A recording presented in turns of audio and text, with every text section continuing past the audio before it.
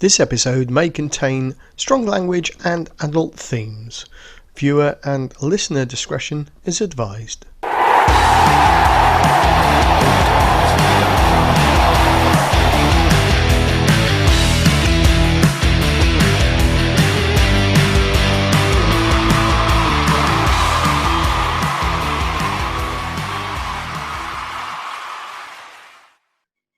It's time to play the music. It's time to light the lights. It's time to meet the Muppets on the Muppet Show tonight. Hello, everybody, and welcome to episode number 17 of the 22 Dropouts. Well, there's only 3 of us on tonight, actually. The other 19 have booked off somewhere else.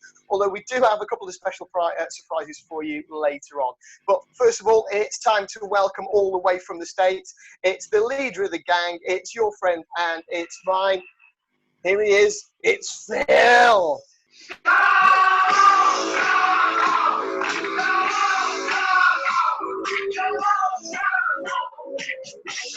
I have no idea what that is. So it is the leader of the gang. It's Phil. Hi, guys. Phil, how's your week been, mate?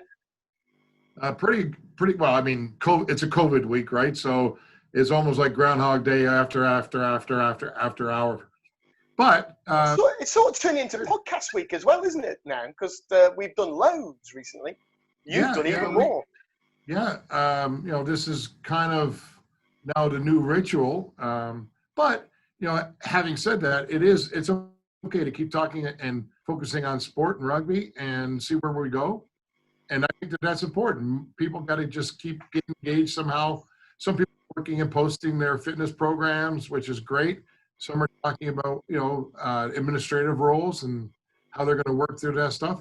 I had probably 6 rugby meetings this past weekend, including grants and stuff like that. So we are continuing to do our thing. We just don't have any real practical on the pitch environment right now. However, there is rugby happening in the United States. Woo! Hooray. Can I get an amen for that one? Amen, brother. Hallelujah, right? So like this past weekend in Alaska, they had a couple of matches up at the rugby grounds. World famous, incredible location. Highly recommend it for people to get an opportunity to go up there and participate in any kind of a rugby foray at that location. They're great hosts. They have accommodations on site. The field is immaculate. Thing is, we're getting there. We have a couple of immaculate pitches in this country. They're called Ashbourne and Buxton. Christ, don't get me started. You've never seen a good pitch. Oh God. It's a great story, and I think there's a YouTube video out there about 20 minutes long about how it got created and the impetus behind it and that kind of stuff. And then there is a UK tie to it, so I'm going to encourage your viewers and listeners to go in and look it up, because there is a UK tie to it. It is interesting, because I know we spoke earlier in the day and you were a bit worried about the weather because there was a chance of a shower today. 140 kilometers north of us. It's a chance. It's a worrying time for you. Do you know what, right? There is a chance. We have finished work. I just leave. And it starts absolutely slatting it down. And I mean... that's like raining for you, Phil. Yeah. Okay. The heavens opened and I was absolutely drenched. Ran from the shop to the bus station. It's not too far. Get to the bus station, my bus is there, and then I go, oh, shit. I've left my mask in the shop. Because, of course, you can't get on the bus without one. Can't get on the bus without a mask. So I went back to the shop. I was like, I am not fucking doing that again. I'll get a taxi. So what you're saying, it rained so hard it would mess up my hair? Yes. Well, I was just about to say, actually, Chris doesn't need it because he's got an umbrella built onto his head. It's absolutely bright. It's gorgeous now. You can see the glare on me. You see the glare. Yeah, there's not a cloud in the sky now, mate. He's doing it again. Look at that. Oh, piss off. There's a cloud somewhere out there, and that's our chance That's our We chance of just rain. need to look a bit more closely. No, missed it. Damn, Actually- what a shame. We had a cloud this morning. A press release went out. No, Yep. not a yep. cloud. Oh, God. Do you know what, mate? Do you know That what? was You the could be chance. English. Phil, you really, I know you're Canadian, which makes you half English anyway. And if you're American, hang on, how does this work? If you're half Canadian and half American, does that make you full English, like the breakfast? Whee! Hey, ba-dum-ts. Ba-dum-ts. Anyway, Phil My- talks about the weather so much he could be English. Well, it's 46 degrees here today, sunny, and probably 5 kilometers of breeze. So what else have I got to do? It's status operation. And do you know what? I actually sent him a message saying, I hope you're okay because of this hurricane or typhoon. I said, which one? You're talking about the one that's 1,000 kilometers away, or the one that's kilometers away? Yeah, yeah. Take your pick, really, because not all of them are going to Oh, take it. dear. Anyway, The one that's just going by Hawaii, or the one that's now in Mexico? probably the one that was in Mexico, I think. Yeah. Yeah. Anyway, talking of Hawaii, how far down the line are we with signing the agreements for the MLR? So I actually had a conversation with somebody who's somewhat in the know. They're not one of the owners, but they were talking about it's still going forward. There hasn't been there's no official MLR franchise yet. They're still having that discussion. There's a lot that's got to go into it. Obviously, the travel, the insurance components, the liabilities, et cetera. And with I got a train going by. Can you hear that? Yes. Not another one. We'll be here for At 3 an days American now. train. Oh, God. Yeah, We'll be here for a while. yeah. There's an awful lot of rubber dog shit going up to the toy shops there, isn't there? Yeah, once the engines go by, it's not so bad. They're each like 3,500 or 3,800 horsepower engines. But the final thing on the MLR, as far as I'm aware of, is that they're still moving forward with this plan. With this COVID travel restrictions as an example, if it does continue on into the fall and possibly the winter in the United States, Hawaii is one of those places where you have, upon arrival, 14 days of quarantine. Hawaii's not a bad place to quarantine for 14 days. I'm not complaining. Right. The problem is you can't leave your room. Here's Chris. Everybody knows Chris. Chris, say hi because Hey, you've already said hi. Yeah, Hello. all right. And I've got no special music for you anyway. But I have got a guest waiting in the wings who is going to surprise our special guest. Not that this guy isn't special. So I'd like you to give a really big 22 dropout welcome to Mr. Richard Sheckley. There he is. Finally. There he is. Finally. With his dirty watching behind him. He's real. He's real. You don't want to see that, do you? Yeah, I don't mind. I don't mind. Mate, have you Mate, we seen just it? You did know a it's really not a good- professional thing. Are we looking Yeah, at we just did a really good intro, and then all of a sudden we're waiting for you, and you message, "Shall I join now?" And you've disappeared. So wait until you see this on the show, because you're going to look like a right idiot. I was Are you going to gonna say cut something that? else, but that's the one word we don't. Yeah, I will. So you've just popped up, and we're all just going to clap now. Yeah. Hey, nice to see you, Richard. Now, what you may not know, Chris does, obviously, what you may not know is that Richard is my brother-in-law, and he's married to my wife's sister. But, He's married to your wife? yes, it's a small town. It is leaked, to be fair. We don't ask questions. You Brits?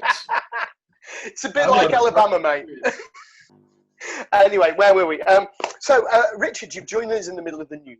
I don't suppose you've got any rugby news you'd like to share with us tonight? No.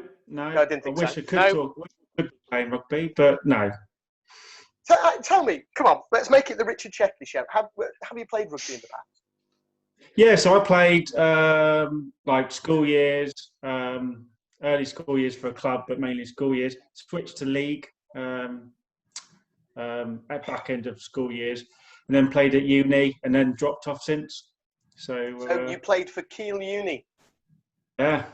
What years were you at Kiel? Yeah, 2000, 2003. Oh, just before I started refereeing. I could just Right, imagine it's a that good if it time came to out start. tonight that I'd sent you off. Wait a second. Mike, did you say you started refereeing? Well, allegedly. They keep moving me on so that I don't disappoint too many people in one league. Uh-huh. That's the way it works. But yeah. Anyway, it only Chris, takes a season. it does, Chris, you've got a bit of news. You've got something really special, haven't you? Just tell us the headline. It is, hang on. It's 4 words. I had to think then. Warren Gatland is shit. You've just put 5 fingers up. Are you sure you're not from Cheddar? No, I can't do that. I can't hang on. Warren Gatland is shit.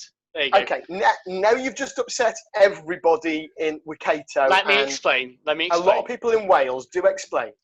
A fair few people in High Wycombe as well. Basically, having gone from 11 fabulous years at Wales, a successful Lions tour. He's moved to the Chiefs, and he's had 6 games, and he's got no wins. This is after World Rugby claimed him as the best coach in the world. In the first game back, his son kicked the winning drop goal against him. He should have signed him, you see. He should have signed him. That's literally just dad. That's what you get. Yeah, you see, it worked for Di Young, didn't it? Having his son on the team. It did. See, Warren, get your lad on board, mate. Get your lad on board. Hang on. I'm going to step up here. I'm going to just question this. Have you guys been watching the Super Rugby out of New Zealand? You think Mike's been watching rugby? I've watched a few bits. Occasionally, I'll catch the second half on the Saturday morning our time. And to be honest, they've not been losing by a huge amount. Although last week, weren't they massively in the lead at half time, though? Yeah, that's going to be my point. I think out of the 6 losses, I think they've lost 5 of them by less than a try. I could be wrong by one of those, but there have been all close matches. The games of rugby actually have been very interesting to watch, and they're enjoyable. But basically, Twitter are up in a storm. For example, someone asked the question, which team will Of course, it must be real if Twitter says so. Which team will Gatland coach after the Lions tour next year, and why do you think it will be the Bay of Plenty under-19s? It'll be Killian in seconds. Gatland could take his Welsh style all the way back up his valley, I reckon. That's a personal favourite. DM me. I've got nothing but love for Gatland because he is a great coach. However, he's just not done very great. He's just not had a great start so far, has he? Exactly. He can't be blamed for the ills of the world at the Chiefs. I think the guys on the pitch have got a lot to answer for. Yes, he comes up with a strategy, but I'm sure his strategy was not to lose a 20-something point advantage in 40 minutes and go on to lose the game. I'm sure that Eddie Jones didn't have that in mind when Scotland came down and just avoided beating us by getting a draw the other year. But we have good news. Go on, give us some good news then. So 2 weeks after the Six Nations has finished, you'll be glad to know that we then get another international tournament straight after. So commencing on November the 14th, we've got an 8-team tournament. You've got the Six Nations, not usual suspects. And then on top of that, we have Japan and Fiji joining the mix as well. The question is, who's the wooden spoon going to be given to, and why is it going to be Italy or Scotland? Richard, we're coming to you now because I know you want to use your rugby insight. And out of this mini tournament, bearing in mind it's the 6 home nations that are normally in, plus Italy and Japan and Fiji. Japan and Michael. Fiji. Sorry, Italy have been in for nearly 20 years now. We can't forget about the Azzurri. I get upset and start going pasta. Prego. Yes. Anyway, that's just me trying to do 3 jobs at once and forgetting where I was in the script. So Richard, I'll make him an offer he cannot refuse. That's the worst sounding Italian accent I have ever heard. Italian accent. You sound like Robert De Niro on Helium. I'll make him an offer.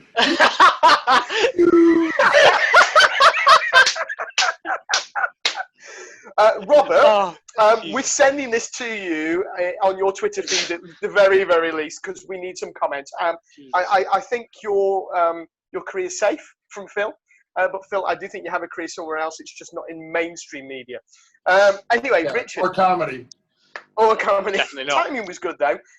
Well, the timing will be good when I cut out that awkward silence that you created. So when I've edited this, you'll look like a fucking star, man. All right. So Richard, out of Scotland and Italy, who is getting the wooden spoon this year in this mini series, and we're going to hold you to this because we're all going to put a bet on based upon what you say now. Yep. Italy. Right, you heard it here first. Hashtag, you know that hashtag. You heard it here first. We're all going to bet on Italy losing. And now here's a serious question: are they just getting the wooden spoon, or are they losing every game? No, just a wooden spoon. Ooh. Which game are they going to win? Please say Scotland. I think they're just going to draw. I think they're going to get a draw. Ooh. Against? He's gone bold. And we're calling upon your years of rugby knowledge here. Scotland. Let's go Scotland. You heard it here first. We're going to put, for Phil's benefit, a quid. Because he's not quite sure what a quid is. It's a buck to you. So Phil's going to put a buck on Scotland and Italy drawing, and then Italy getting the wooden spoon. And we're all going to put a pound on that as well. And if we lose, then you're buying the beers. And talking to beer, it's time we took a commercial break. Thanks to our good friends at Genius Craft Lager. Oh, look at that, Bellagio. You see, it's almost Italiano. Yeah, listen, so we'll be back. We'll be back with our special guest for tonight. The other special guest, because Rich is quite special too. Rich we'll is be back right after this break.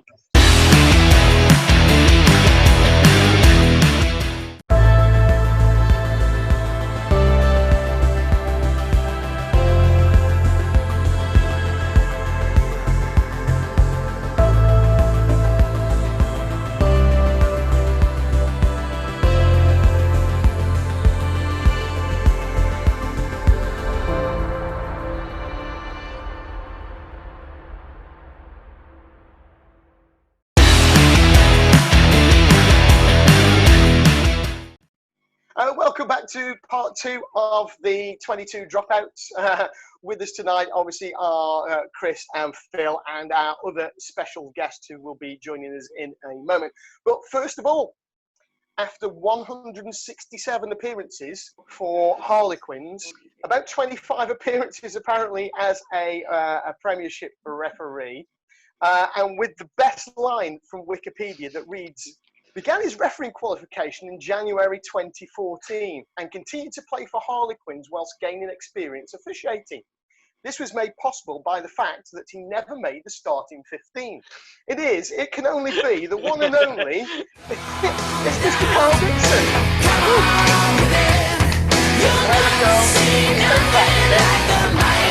No problem. We got all musical tonight, mate, I'm afraid. Well, we need to get the facts. We need to get the facts straight up. It's 169 appearances for Harlequin. So you've obviously wrong it wrong. Devastated. Listen, you've got to get better fans because that's what's on your Wikipedia page. No, it says 169 on Wiki. 167 on the Quins page.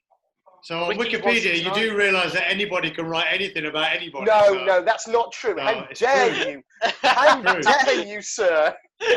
Do not disparage the wonder that is Wikipedia. Otherwise, we know nothing about our special guest. Truth. No, I did look around today to find a photo that perhaps nobody else has ever seen of you. And I've got to say, Carl's face is gone, what? Now, I can imagine there's a few. Now, most of them are, to be fair, they're you playing or you refereeing. I'm not sure that there are you in Bulgaria. That's a long time ago. What's going on there? So that was when I was at university and I was in the OTC. So that was kind of how I earned my money at uni. And obviously, when it came to summertime, you could go away for 2 weeks and they paid for you get a daily rate while you're away. And we had to go to Bulgaria and play the enemy for, I think it was the Honourable Artillery Company. So I was just thinking, why then is my brother-in-law standing with you. Okay, I didn't know that part of it. Are you on your phone, Richard? Carl? Are you on your phone? That's the part I did not know.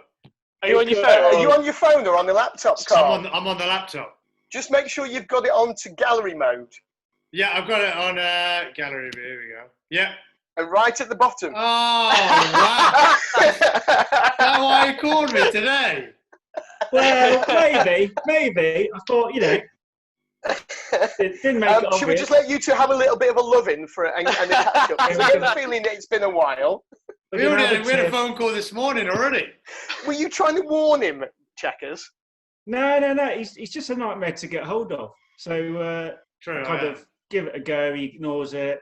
Voicemail tennis. Forget about it for 6 months. Start again. Yeah, I've got a mate like that. So now, what I do want to know, Carl, is why he's called Chuckles. Wow. I mean, he calls Chuckles because look, there you go. The way he laughs, the way he chuckles about literally about anything. Him and his brother used to call out the Chuckle Brothers because literally they're just constantly laughing and that little grin on his face constantly. So You didn't think this was going to be about you tonight, did you, Checker? Chuckles. Anyway, Love it. now Love it. it would be amiss of me. I know this is a very serious, because Carl, you watched all of our shows, haven't you? of course. That's what I thought. So you know this is a really serious rugby show. Professional And show. we talk news, we talk reviews, we talk player stats, and then we light the fire with the bits of paper we've written all that shit on as well. Oh, do you get all the player and everything, all the stats right? Because so far we've not been to play. I don't think we've ever got a single stat right. Or Carl. we've never got a single stat right that Mike's found. Carl, I'm That going makes to sense. invite you on my podcast where everything is done right. Oh, okay, there you go. Well, you know what? show. Just remind me, who produces your show for you? That's a good question. Yeah. Who does? No, so if you have watched all of our shows, because I know you haven't, you would never ever lie to a fellow referee like that. Of course. Then you'll know that James isn't with us tonight, so he's the only one who ever gets any of the rumours right. And if we ask anybody from New Zealand, then Eddie Jones is joining Australia on the coach swap. Funny that. Anthony, I know you're watching over in NZ, and I know you're going to come back to me with a reason why it hasn't happened yet, but it will do. So we'll wait and see. Now, before the break, Richard gave us the benefit of his wisdom and his rugby knowledge. Which won't be much. Now, we were talking about this round robin that's going to go ahead in November between the Six Nations, Japan and Fiji. And Czech has decided that Italy are going to get the wooden spoon, but it will not be a big fat 0. They will draw against Scotland. So we're all off to William Hill or Bet365 or Coral, whoever's going to sponsor the show. We're going to your shop straight after this show, and we're going to put a quid on each of those bets. And then if it doesn't happen, Checkers is taking us all out on a night out.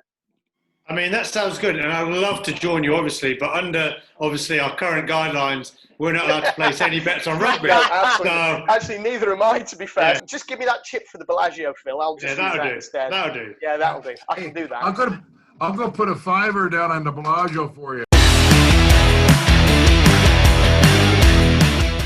Now, because this is a really serious rugby show, we're going to get right down to the nitty-gritty. Rich, what's the most embarrassing thing Carl's ever done? He won't know that. What's the most embarrassing thing you've seen him do? That was on his stag do. Oh, yeah, you could. I mean, we can't talk about that. Yeah. I'm not sure we should violate the most sacred of men's nights out. And that was in Vegas as well. Yeah. It was in Las Vegas. Yeah, I had 7 days in LA, and then 4 days in Vegas. It's a cheap stag do, isn't it? It was a cheap one, but I went all out 12 days. 12 days, it was awesome. Listen, we'll stop recording or we'll edit this out. Just let. What I goes don't think to I can Vegas stays in divulge. Vegas. Yeah, can't The divulge thing any with Carl, information. Carl's a bit of a closed book. So he will. Is he's he? a great liar. He won't admit he's wrong. He's obviously. I've got a quite wife person like in the that. room. Yeah. Goes with being a brother-in-law, right? Yeah. But yeah, he's tough one, Carl. Keep my cards close to my chest. So, listen, what happened on this trip to Bulgaria then? Because you were both there.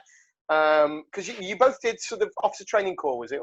Yeah, Yeah, so we it was. did Yeah, go there. It's a bit more of a paid club, really, with a lot of drinking. And we went over there to act as enemy, and we just played along. Yeah, got suntan in the process. I think that was it, right, Carl, wasn't it? Yeah, I think. got to fire AK-47s, go in helicopters, drink a lot, had a good few parties, had a few nights out in different cities. So it was definitely, and we got paid for it. So you can't really complain at that. Obviously, Chuckle's no in early. Chuckle's Sounds like early, did he? Vegas. Nah, Vegas. I don't sleep when I go there. No weapons involved in Vegas. No helicopters. Nah, nothing Well, like that. Depends on how good your night out is. You don't know the right guy, but now you do. So, no thoughts to joining the army then after uni, Carl? Oh no. My dad was in the army, and I'm not very good at people telling me what to do. So it would never have been for me. My brother was thought about joining, but I was never in a million years joining the army. They'd throw me out early before I wanted to quit. So no chance. So how on earth did you cope then as a professional rugby player for all those years with people telling you what to do? Because he was a scrum half. Exactly. Oh, okay, yeah. He tells the ref what to do most of the time. So you get told what to do, and then you kind of go, yeah, I hear you, and now I'm going to go and kind of do what I want to do anyway. So how on earth does that translate into being part of the PGMOT where you've actually got to do what you're told? Well, I kind of changed my attitude when I finished playing rugby, and kind of when I realised I was going to go into refereeing, I kind of thought to myself, well, I've got to change my attitude here, because a lot of these people that I'm speaking to in a very nice way on the pitch are going to be my colleagues. So I changed my attitude a little bit now, and it just kind of yep, okay, that sounds good, smile, nod, and just get on with it. Now, lots of players that we have on this show all say there's absolutely no way I can do that job. You don't get paid enough, which they're right. The amount of decisions that you have to make, I couldn't do it. Just couldn't do it. So why are you singled out amongst men as the one that does? I think it takes a certain. You got to have thick skin to do this. You're going to get a lot of stick from not just fans and players, and now social media. So you kind of got to have that sort of mentality, and I think probably I did have that. And then obviously being a scrum half, you're in the thick of it most of the time anyway. So you just think, well, I pretty much more or less referee the game anyway from the position I'm in. So why not give it a go? And luckily, it turned out all right. Now, on that basis, mate, and there's a few key things that you've said there about the stick from crowd and from players and things. On that basis, would you now like to formally apologise to all those referees for those years that you were playing? Oh no, I couldn't possibly apologise. I couldn't possibly apologise. I had to do what my job at the time, and my job at the time was to not give him stick, but just tell them what to do, tell them where they were going wrong. Just give him a little nudge in the right direction. Rich, was he always like this? Yeah, and late for everything. And late? Ooh. I'm never late anymore. Never late. When did it change? Playing or refereeing? Playing, because we got fined if we were late, and I'm like, well, I don't want to lose any money, so. So now that that's what we need to do is institute a fine policy. Yeah, that would do. That make people financial fine. They'll take it away. People will be turning up. Accountability. Lombardi it doesn't time. seem to work that way in refereeing, though, does it? Because you still go on tour. You go to Vegas, you go to Dubai, whatever. You still have all of these court sessions, but the court sessions never seem to involve money changing hands. It just means that you have to drink more, and I can't see anything wrong with that, to be fair. Well, that's the difference, because at the end of the day, if you get fined a lot through that week, then your night's going to end early. So you're like, do I want a good night out, or do I want to go to bed early? So that's how you look at it. Now, we did get straight into the deep stuff with with Richard joining us tonight. Normally, is a much more gentle introduction. So, Karl, how have you been? How's lockdown treating you? It's been interesting living in a flat. So obviously, it's kind of, you're limited on what you could do, but you can see from behind me, I've got a bike, pull-ups. I've been trying to keep fit. entertain Listen, myself. Just say no. Tony, look behind. You can see I'm doing my fitness. Okay. Yeah, We know that's all it's there for. That's it. So or they think I'm doing my fitness. I've got it there for show purely. And then spending time with my kids. And luckily, the golf courses opened up pretty quick, so I managed to get on the golf course, which was very nice. I was gutted when they closed. Well, we do know from your webinar that your day off is a round of golf. So at least that keeps you in. How many days off have you had now then? Well, we've been very busy. We have a lot of conference calls. There's a lot of stuff to discuss, so not many days off. I think we need a few more. So in terms of conference calls then, talk us through what the anticipated changes are going to be from an officiating point of view when we get back into the game. So I don't think there's really too much difference. Obviously, you've probably seen in Australia, they've trialled these new laws with the 50-22. We're not going to be doing anything like that. The only thing that's going to sort of come in is the breakdown stuff, which I don't know if you've been watching any of the Super Rugby, where it's more about protecting the jackler and people coming into the breakdown. So a lot more of a quicker reward for people showing they're lifting the ball, so people don't get people flying in trying to take them out, and also encouraging people to stay on their feet when they're coming out to clear rucks. Again, so you're protecting both players. So it's not really a massive change of law. It's just more of a change in interpretation on how we're going to referee the breakdown. So because we know that the entire refereeing community around the world watches this show, what's the change in focus? What are you going to be looking at each stage now around the breakdown? Because I think that's something that the guys will probably take away. So obviously when it comes to the tackle being made, you're looking for the tackler to get out there as quick as we can, like sort of east to west rather than north to south. Because obviously we want to encourage the ball to be available. But then you've got to look at the cleaners coming in and where they're coming in. I think over probably the last 3, 4, 5, 6 years, I think side entries at rucks have probably been borderline a lot, and we kind of sort of, okay, let's play on because the ball's there. But they're looking to sort of be a little bit tighter on where people are joining the ruck. And then obviously normally what we used to say is the jackler got over the ball and lifted it but then got cleared out. We'd be like, listen, you didn't survive the clear, we're playing on. But now we're trying to protect that guy and say, listen, if you can show me in a good position, clear lift of the ball, we're going to reward you quicker rather than waiting for you to survive the clear out. And they're kind of probably the key points around that. That's really interesting. And just for those people who may not know, you talked about moving east-west rather than north-south. Can you just explain that a bit more? So obviously when the tackle happens, what we're looking at is we're looking at the tackler running out to the sides rather than rolling into the 9 or rolling into potential clearers, because then they can affect the clear. And if they do affect that clear, obviously we can't look at the guy potentially taking the ball. We've got to look at the guy rolling out and affecting the people coming in.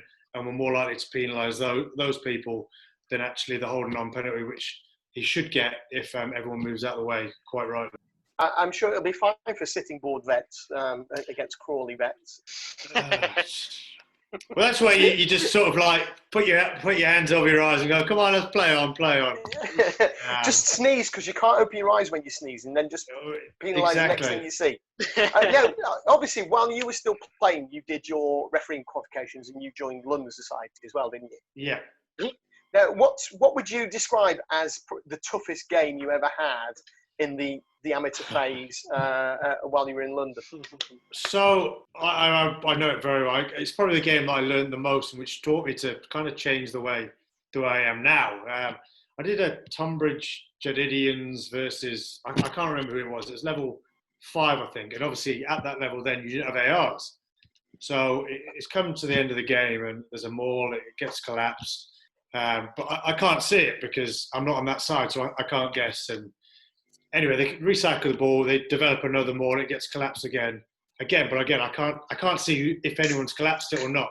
They fall short of the try line, they knock it on and I blow the whistle. And all I can say is all hell breaks loose.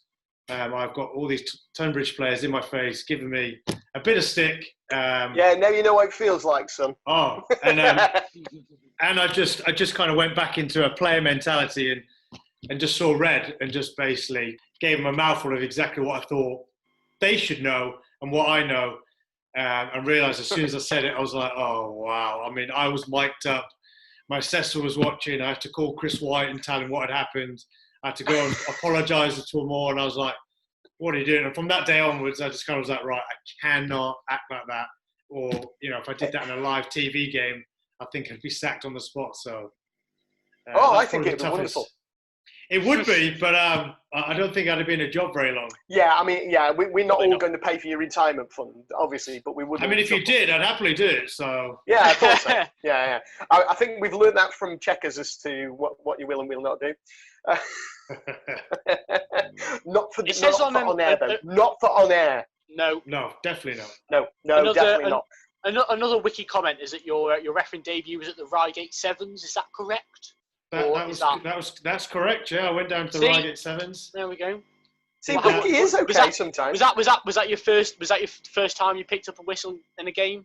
That was the first time I'd ever picked a whistle. Could not blow the whistle. I had no idea. If I'm truly honest. Kiwi then. Yeah, and I didn't even know after. Like, honestly, genuinely, I was running around and things had happened. And I was like, I don't really know what goes on. Play on. Just keep playing. Welcome to the club. He says you refereed the final here. Yeah. Love that. Do you know what? I was just about to say something. Did he just say it's just sevens? It's just sevens. Just play on. Just play on. Yeah, although just play on is quite a good tactic. Yeah, it's is great the ball tactic. free? Is the ball free? Are they in possession? Have they gained an advantage by having a dickhead on the floor from the opposition? Play on. Exactly, just play on. I got told in the Rosalind Park Sevens by a 14-year-old that I didn't know what I was doing. And this is literally last year after I've been refereeing sort of Premiership international games, didn't know what I was doing. So I had a quiet conversation with him and explained exactly how I did know what I was doing and how, unfortunately, he had no idea what he was doing. So that went down really well. Do that. You didn't go with that old chestnut. Do you know who I am, Sonny? I definitely didn't do that one. Didn't use that one. No, Never used that one. No. We know a few who do. Because you probably would go, no, I don't know who you are. Yeah, I know. There are a few coaches that have said that to me before. And yeah, but I don't give a shit. Yeah. Do you know I used to play for England? Yeah, you were shit then, which is why you're not playing now. Who was it you carded in Dubai? Oh, no. One of the Fodens, wasn't it? Shut up, I can't go there. I didn't even know who he was. Somebody says you can't card him. Why? Tell me who he was. I went, well, you should know better. So have you not done any sevens refereeing apart from things like Rosalind Park and like when I first sort of came in, they were like, well, we want you to focus on 15s. And they were like, I said, well, is there any way I can do any sevens, like potentially doing some of the world circuit? And they were like, no. And I was like, okay then, 15s it is. You take your money, mate. That's what happens when you take exactly. shooting, isn't it? Yeah, it's fair enough. No problem. I'll do that. To me, I like the way that England's got it. Well, not at the moment. Bye, guys. Go find yourself a job before for 5 months before the Olympic money kicks in again, ready for next year. That's not great. But I do like the way that we've gone from let's stick young lads into the sevens program for a couple of years to make them have a bit of experience and then bring them back into the 15s game. I think it is, although it's got the same sort of rules, I think it's a very, very, very different game and played by very, very different players. And since England have been having guys who are just seven specialists and do not go anywhere near a 15 pitch, then I think we've done a lot better. Yeah, I mean, when I first started, before I joined Queen's, I used to play loads of sevens. Around the world, I was very fortunate to play a lot of tournaments around the world. And I think back then it was more of, you had more mainstream 15s players playing sevens, whereas now it's a very specialist sport and it's very difficult to translate the different rules and laws and everything that goes around it. But now you're seeing these, guys, 21, 20-year-olds, just purely sevens. For them to move into 15s, it's a lot more difficult. And it is also more difficult because you only see them 8 times a year, and then once every 4 years on the Olympics.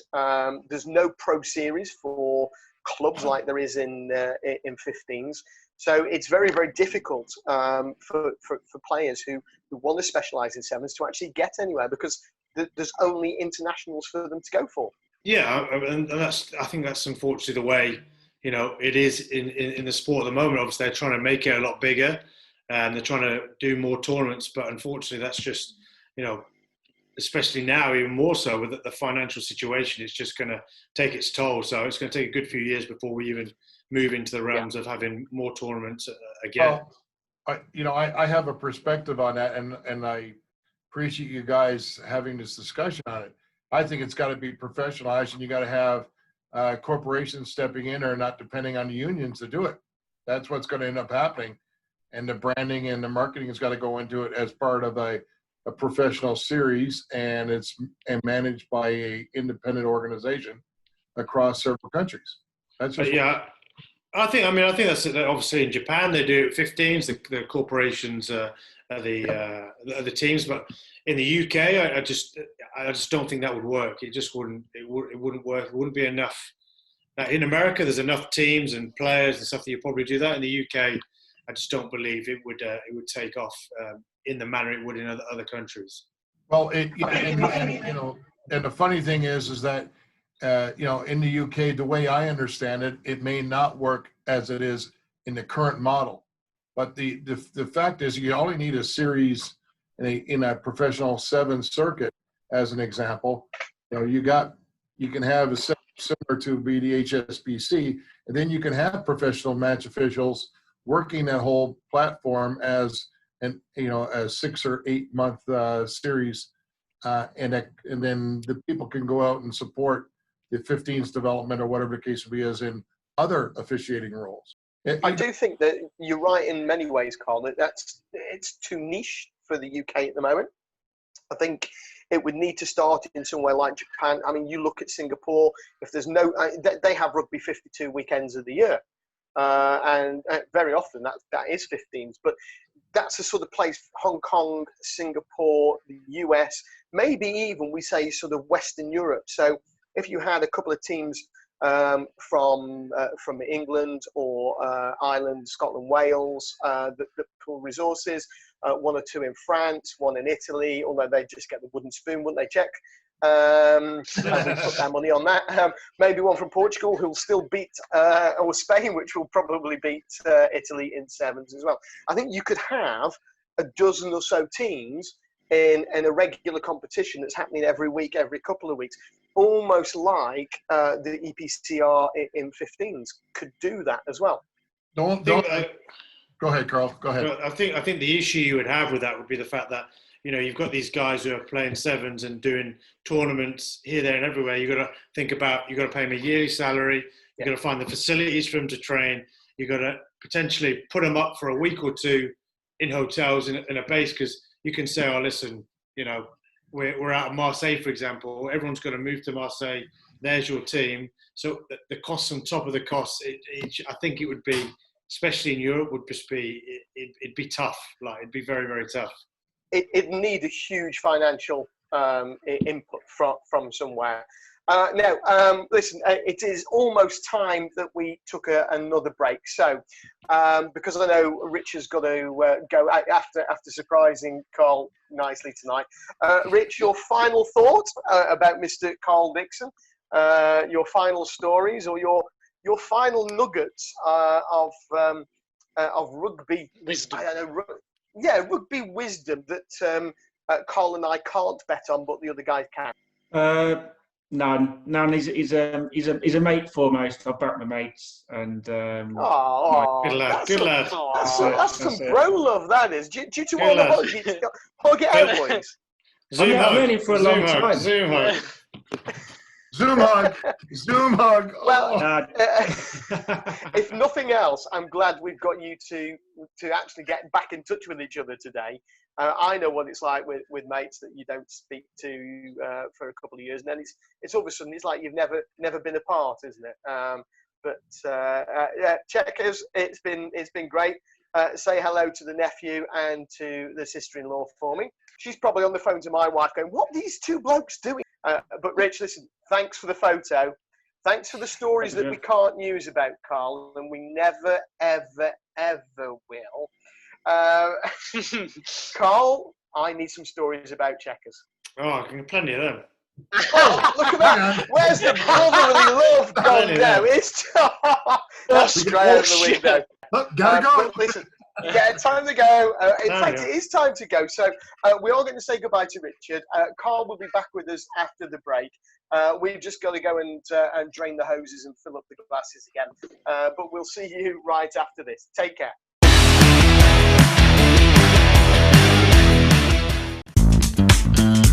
When you need clear and concise match official communication systems, look no further than the brand new AXIWE AT350. Radios are always useful, they always help us, especially AXIWEs, where all three of us can be open at any time, we can have open communication. Available now from refcomsglobal.net. Investing profits into match official development worldwide.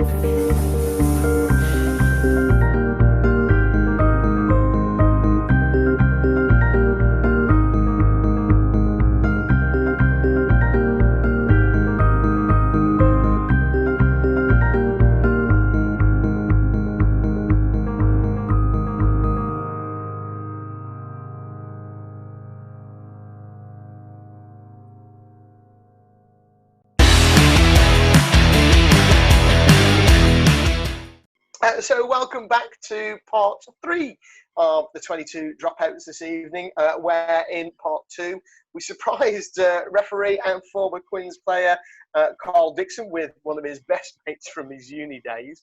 It's great to see the brotherly loves coming back again, Karl. Yeah, it's been a while, like I was saying, because of refereeing. Obviously, most of the time I'm working at weekends, and most of the boys and guys that I know were all working during the week. So we struggled to sort of meet up with each other and stuff like that. So it's always nice to see familiar, friendly faces. Now, I tell you what, before we go too much further, I can see just out the corner of your frame that there's some memorabilia on the wall there, is there? Oh, look there at it that. is. Is that what they gave you? Mate, how small were you when you wore that? Mate, I'm same size now. I was always small, small shirt. Are you still trying to tell the PGMOT to order you a size small and just so Always. you look a bit buff? Of course. Of course. No, listen, he's gone now. Checkers and he's gone. Thing is, though, like he used to be a lot bigger. He's lost a lot of weight now. He's battling a little bit. Are you saying they're going a bit floppy on him now? Yeah, he's Really not proud of working his on. hands, man. He needs to work a little bit harder. Maybe lockdown's taking it off him. Being a dad has taken that away, I think. Oh. Now, what were we talking about before the break? We were sort of hinting at some sevens things. Now, you've played sevens before. I know you're not. You were told there's no chance You're of not going on allowed. some nice jollies around the world as a referee. But you went to places like Nairobi for the Safari Sevens, didn't you? So I was very lucky. I went to the Cayman Islands when they were in the sevens.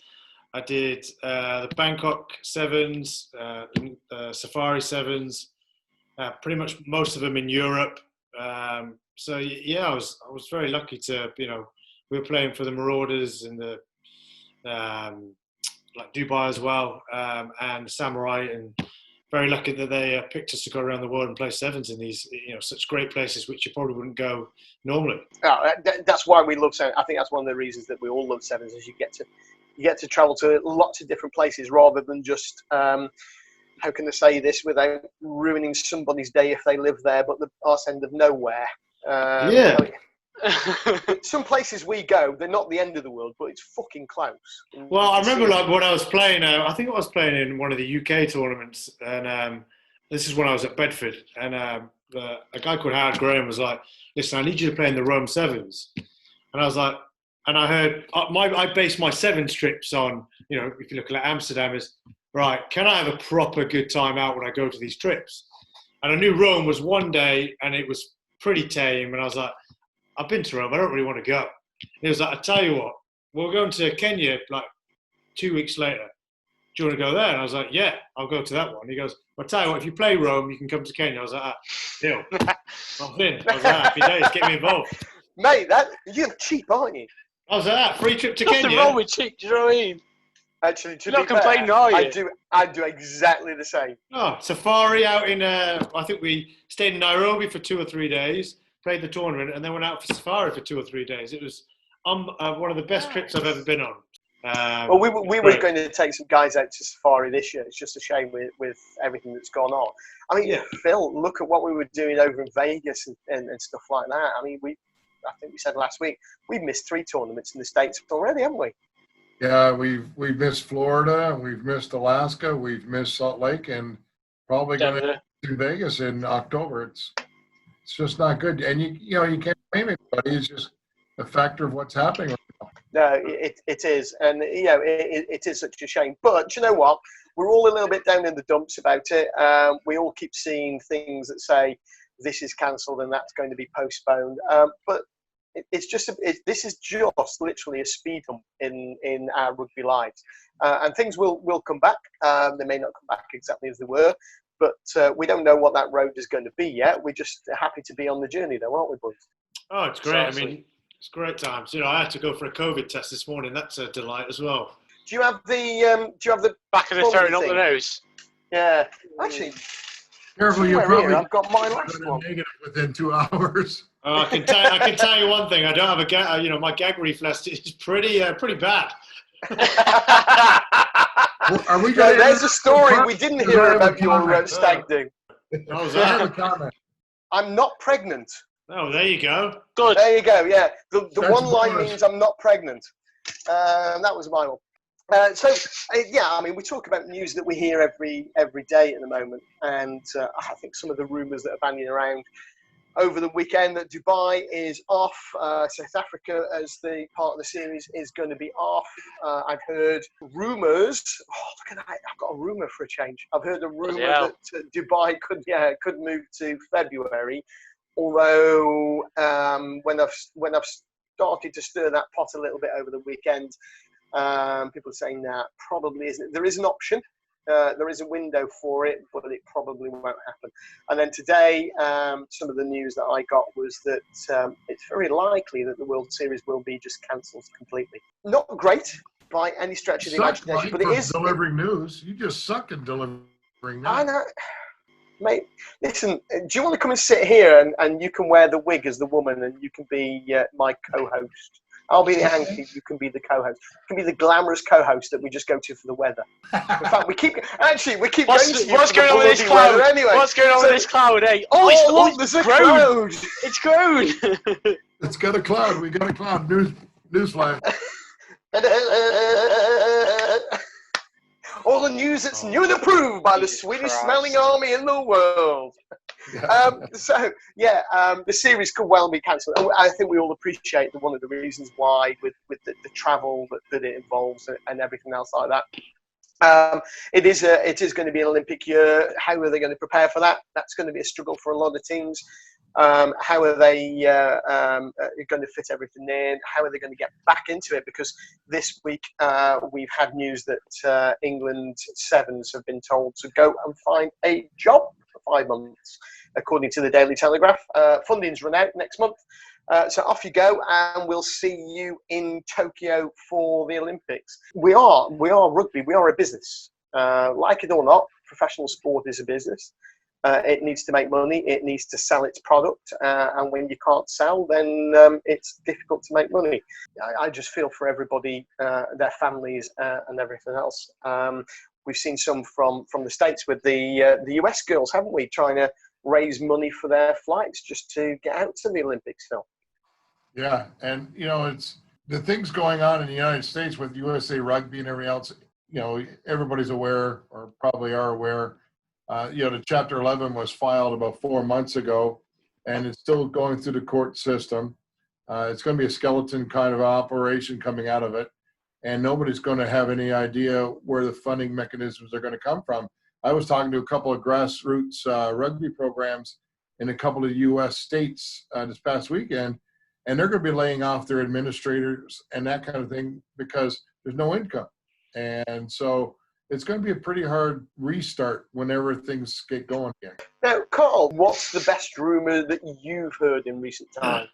Obviously, I can't divulge too much information, but I mean, obviously, I think without being a rumour, I think the most interesting thing at the moment is obviously with the Tasmanian, sort of the New Zealand, Australia Super Rugby and the South African teams no longer being involved in that. So it's what's going to happen with the South African teams. Obviously, the rumour is that they're potentially going to join the Pro 14.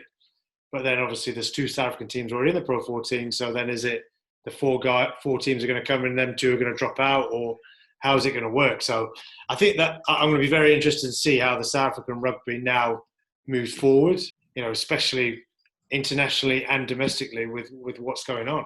Yeah, I was chatting to a friend in South Africa over the weekend, and they were saying that the lockdown over there is very, very severe. It's so much so that they don't even get post in many areas. It's all just getting built up and built up. Imagine having 8 months worth of credit card bills to open all of a sudden, and all of those begging letters from those children's charities or whatever it may well be, all turning up in a sack like Santa's just been.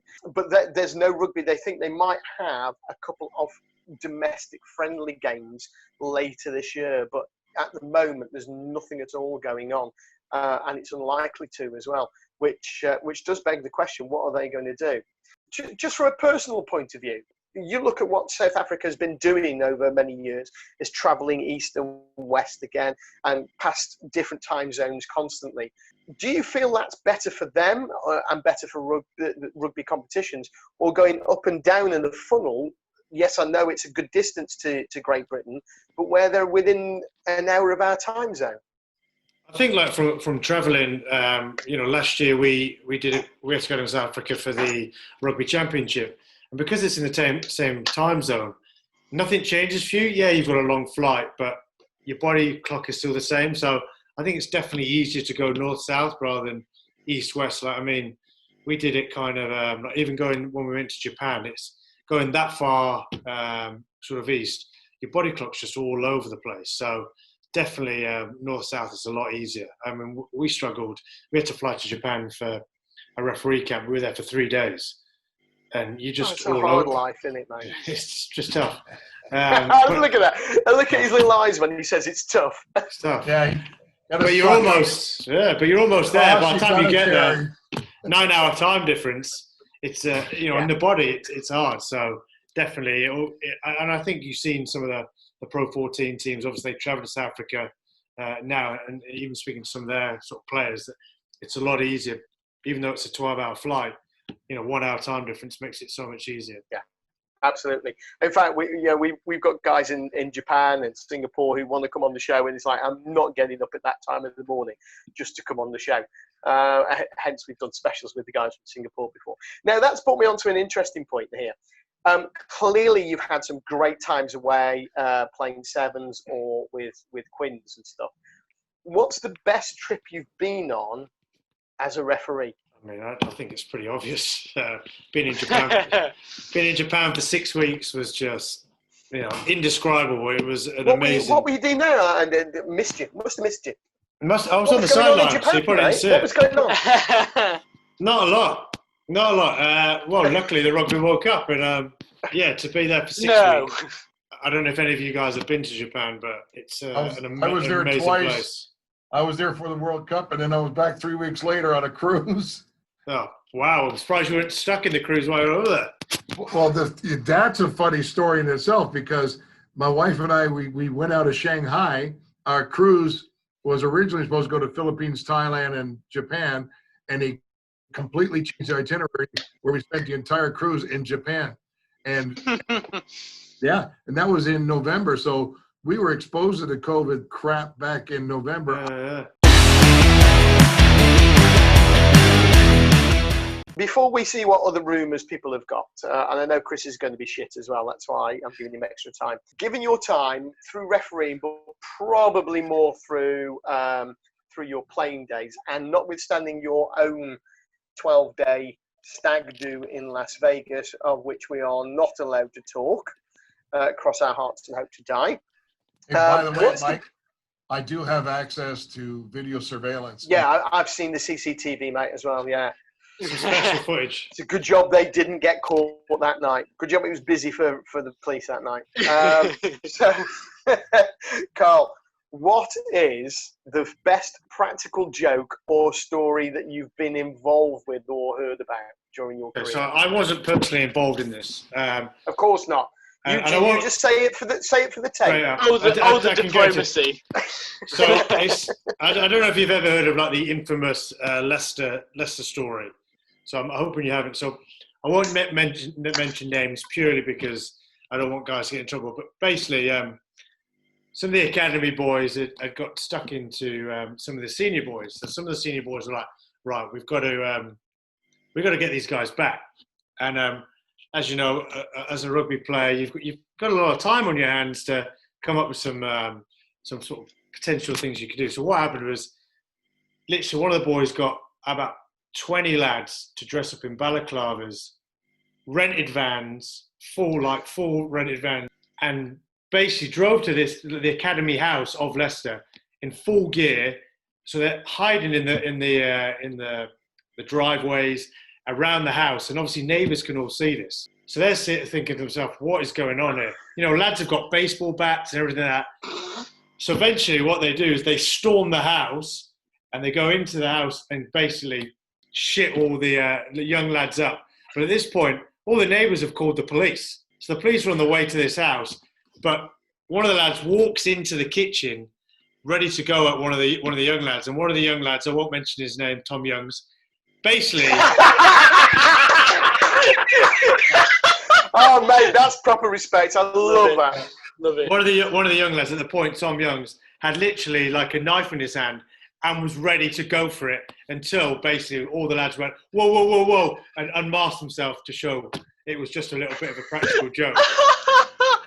Oh, that is brilliant. Mate, I think you've just hit. Listen, if I got one of those little clapometers that went up and down the wall, I've got some blank wall tonight because the nails fell out when I came. Yes, yeah. When I walked past them, my picture fell off the wall.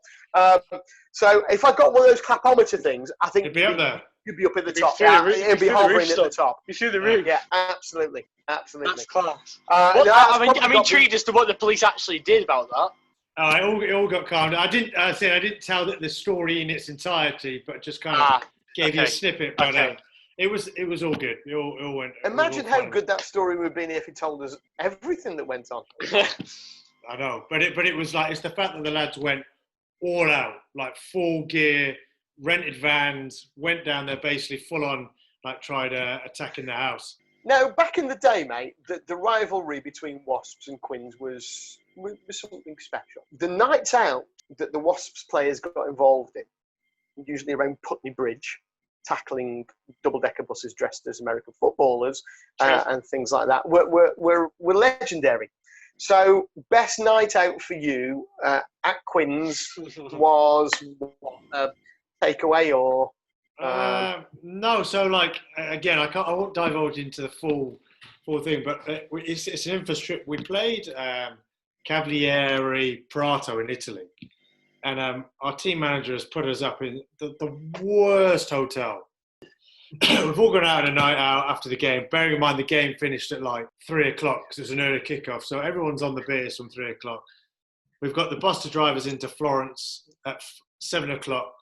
And we've gone into this bar, and obviously Italians normally eat late and all the rest of it. So we've started at 7:00. We've gone into this bar. The bar's a little bit, well, lads, kind of keep it down. By 10, 11 o'clock, the guy was just like, do what you want. We'd spent so much money in there. We were there behind Turner. He was giving us everything for free. Like, you know, just go for it. You know, by that point, literally there's 35 of us running the bar and everything. And then I'll just tell you my personal part of the story because, you know, I don't want to get other lads in trouble, which they did. So I've come back to the hotel. about, I don't know, 5 a.m. or something. And I couldn't get into my hotel room, and I was sharing with Nick Evans, and I was like, two of the lads next door were saying to me, Danny and Jordan, all like, "Oh, he's in there. Go in. You'll be able to find him." And I was like, "He's not in there. He's not in there." They're like, "Yeah, he's in there. Just go in." And I was like, "Oh, okay." And I couldn't get in the door because my card wouldn't work. They're like, "Well, you need to get a new card." And I was like, "Do you know what? I ain't getting a new card." And just kicked my door straight in. Kicked the door in. Walked into the room. He wasn't in there, so they were pissing themselves laughing. And I've just passed out on the bed.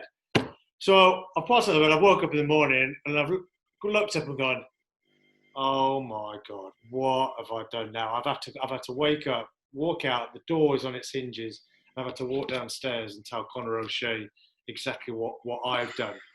Luckily is there's about 3 or 4 other stories around that, which kind of made mine not quite as bad. So that was probably one of the worst nights out we've had. But we've had a few. Hey, who would be a head coach or team manager on an away trip? Oh, wow. Especially an early kickoff. Even for a Colts team, I wouldn't do that. Early kickoff was just a recipe for disaster. Best tourist you've ever been out with? Best tourist. One of the boys who goes will just go and go. Ben Bodker plays in France now. He will just go and go and go and go. He's got no off switch. So there's a question. Never thought about going and playing overseas when you'd finished at Quins, or always wanted to go into that refereeing? No, not always. I kind of, because I obviously started my refereeing probably 3 years before I retired. Because I had a family, I got twin girls who are 5 now. I just didn't want to move to France, because then when I moved back, it's a case of, and what now? So I kind of just thought, I don't want to move away. And I really enjoyed the refereeing part. And it just seemed, I got offered another contract to carry on playing at Quins. At the same time, I had an offer from the RFU to join the refereeing. So it just made sense for me at that time to change over. So how did that contract come about? Who approached whom? So I basically obviously got into the refereeing. I had a guy called Howard Jones who was mentoring me through the early levels. And then Chris White took over. And I just it got to the stage where I was like, well, listen, I have a contract offer here. Is there an opportunity to join the RFU? And I was very lucky that there was, because if there wasn't, then I'd have carried on playing. So it just kind of came about that. It was kind of like, well, I've got this. Can you offer me something that I can come and do that? And they were like, yeah. So I was very fortunate. Okay, so that's how you do it. You just go, listen, I'm going to carry on playing if you don't offer me a contract. Yeah, I never had that option. So biggest regret of your career? Biggest regret of my career? Besides this show. Besides saying, yeah, Mike, I'll do that for you. Do you know what? I never want to say look back. What would you like to have done then that you didn't manage to do? I think if I had the opportunity to play abroad early in my career, then I think that would have been great. Somewhere like Japan, or somewhere like far afield, not just France, just somewhere like playing the Super Rugby or playing the Japanese. Hawaii then. Well, yeah, in Hawaii. Hawaii in the MLR. They're looking for referees over in the MLR. Yeah, I know. Wow. Thing is, we can't get over there at the moment, for a couple of years. Couple of years. Oh, that'd be all right. I know a guy. Yeah, he's a guy. 2 years or 3 years out there as senior referee in the MLR. You're right with it? Well, I thoroughly enjoyed my RFU job. Thank you. I thought you would actually. And why wouldn't you? Given it is tough work though, isn't it? I think people, to be fair, just think we just kind of go out the weekend and blow a whistle and spoil everyone's day. I think that's what people think we go out there, but it's actually a lot more work behind that to it. But you can tell people, but all they see you is not doing too much. You blow a whistle. Give us a quick insight into your week then. So let's take game day as the start of your week. So let's assume that's a Saturday. How does your week go from there? What do you do? So you'll referee Saturday. You normally get to the ground or wherever you'll tell your team to meet you. Normally an hour and a half, an hour and 45 minutes before the game, so you can have a brief little coffee and a chat with them, or a little bit earlier if you can have lunch with them. I was going to say, do you like some others meeting motorway service stations about 2 hours before, just so you can chat away from the ground. Yeah, so we'll try and find a place near the ground. So, like, when you go to Northampton, they've got like the TGI Fridays and stuff all around there. So we'll try and meet up there and just have a chat and talk about what's been going on maybe the Friday night game. Referee the game Saturday, and then speak to the boss after the game to get his feedback from the game. Sunday is normally your day off, and you're probably reviewing your game, going through it. Then Monday you come in and you'll do fitness and weights in the morning. Review your game, more meetings about some of the key points from the games and what you've learned. Then Tuesday morning, you go as a group. We'll go through the games and the key points, maybe a couple of clips to try and so we're getting that sort of consistency and learning. More fitness, then a few more meetings, trying to tie up everything, appointments. Then the Wednesday, you're previewing the next week's game, sending out emails, where to meet, what to do for the weekend after, what you want people to do. Thursday, you could probably normally, it's kind of like you'll go to the gym, sort of a weights day, and then Friday, depending on when you work it. So we actually do work most of the week, but it's kind of, it'll vary week to week depending on when you're refereeing or whatever you're doing. So do you do community engagement programs like with local referee organizations, that kind of thing? Yeah, so every now and again we'll do. That's what tonight is. Yeah. We'll do, he could book this on expenses if I was paying him. Yeah, I know. If I was travelling, we'll do sort of presentations for the people down to level 4, for example. They'll come to the Twickenham. We'll do presentations and go through bits. But then we might go down to the societies and do talks. I mean, I've been down to London Society with a few times just to talk through and do a presentation on, for example, foul play. So we do engage with a lot of the societies as well. To be honest, Carl, there's nothing that people at the grassroots want more than the insight, whether they're ever going to get there or not. I think it's the same as somebody who plays football or rugby in the park or at a local club.